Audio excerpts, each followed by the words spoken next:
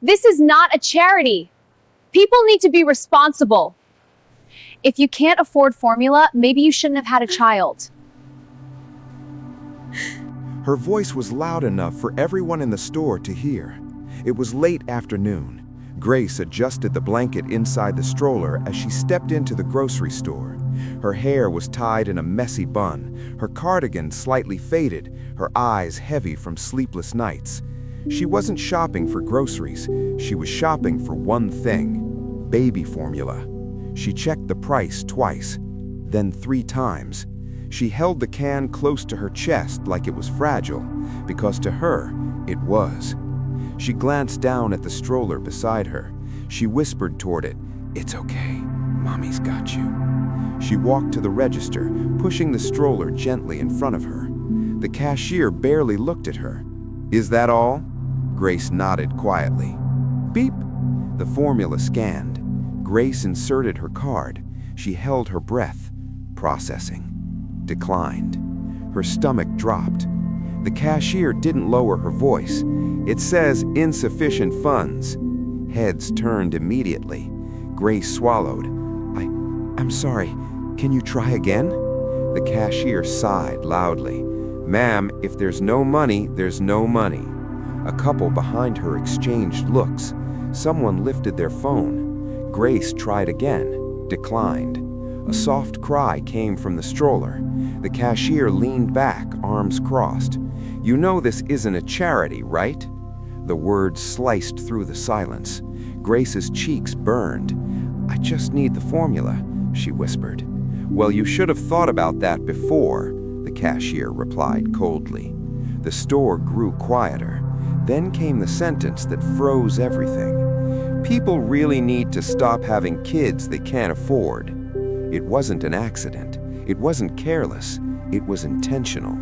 Grace felt every pair of eyes on her. The crying from the stroller grew louder. She gently rested her hand on the handle. "It's okay. It's okay." The cashier tapped the counter impatiently. "Ma'am, you're holding up the line." Grace nodded quickly. "I'll put it back." She stepped away, head lowered, pushing the stroller slowly, trying not to cry herself. That's when a voice cut through the tension. "Don't." Grace turned. A young man near the back lowered his phone. Shame was written across his face. "I'll pay for it." The cashier blinked. "It's fine," Grace said quickly, embarrassed, but the man stepped forward. "No, it's not." He tapped his card. Approved. The receipt printed. Grace stared at him. "Thank you," she whispered. But before she could leave, a woman behind him stepped forward. "Add diapers." Another voice followed. "And wipes." Someone else said, "Get her some groceries." The atmosphere shifted. The same people who had stood silent moments ago were now moving. An older man walked quickly down an aisle. "Grab her milk, bread, eggs."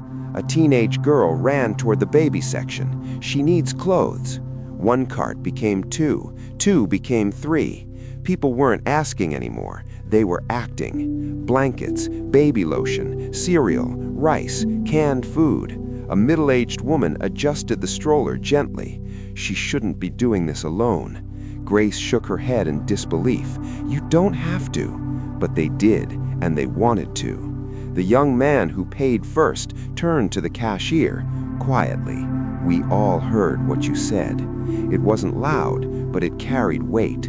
That's when the manager stepped out from the office. She saw the carts, 8 of them, lined up, overflowing. She looked at the cashier. What happened here? Silence. The young man answered calmly. She publicly shamed a mother because her card declined. The manager's expression hardened.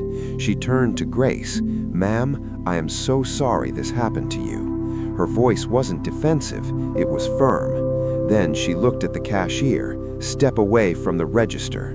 Not loud, not dramatic, controlled. "This is not how we treat customers, ever." The cashier tries to speak. The manager cuts her off. "Office, now." The entire store feels the shift. Grace isn't watching revenge. She's watching dignity restored. Before Grace leaves, the manager walks over again. To make this right, your child's formula and diapers will be covered by this store for the next 6 months. Soft gasps moved through the crowd. Grace covered her mouth. Tears streamed down her face, not from shame this time, from relief. The stroller sat quietly beside her. The manager looked at the customers, and to everyone who stepped forward, thank you. This is what community looks like. No applause, no cheering, just a shift. Grace didn't leave with 1 can of formula. She left with months of support. And something bigger, proof that cruelty may speak loudly, but compassion moves louder. That day taught everyone in that supermarket 3 things. First, humiliation says more about the speaker than the person being humiliated. Second, it only takes 1 person to break the silence. And third, kindness is contagious, but someone has to start it. The young man who paid first didn't just buy formula, he changed the atmosphere. And because he moved, everyone else followed. Now, let me ask you, if you were standing in that line, would you have stepped forward or would you have stayed silent? Be honest. And if you believe respect should never depend on someone's bank balance, share this story, because someone out there needs this reminder. Compassion costs nothing, but it changes everything. Follow for more powerful emotional stories with real-life lessons.